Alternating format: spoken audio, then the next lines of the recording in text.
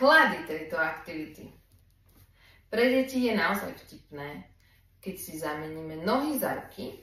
Takže dajme si ponožku na ruky a hráme sa, že chodíme.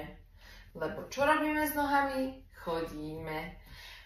Tým môžeme takto krásne spoznať priestor, v ktorom môžeme pracovať. Keď nás je viac, môžeme ukradnúť miesto susedovi, ale zase sa musíme vrátiť naspäť. Čo je ešte super na tejto aktivite je zvuk. Najskôr ideme úplne potichu. Aby nás nikto nepočul. Je to zábava a zároveň sa deti musia sústrediť na to, či naozaj idú potichu. Ticho je veľmi dôležité v hudbe. Potom je tu búchanie, kedy sa môžeme vyšantiť, ale pozor, musíme ísť naraz. Všetci naraz. Meníme pozície.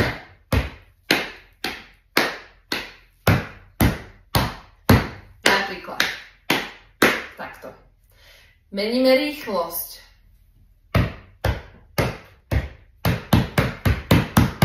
Hrajme sa so zvukom aj inak.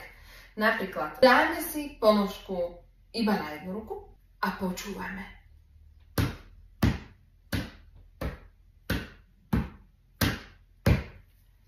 Je ten zvuk zrazu iný s ponožkami a bez. A môžeme to takto krásne meniť a kombinovať.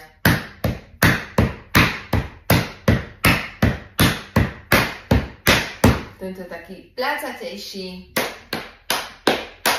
Aj tuto máme zase trošičku iný zvuk.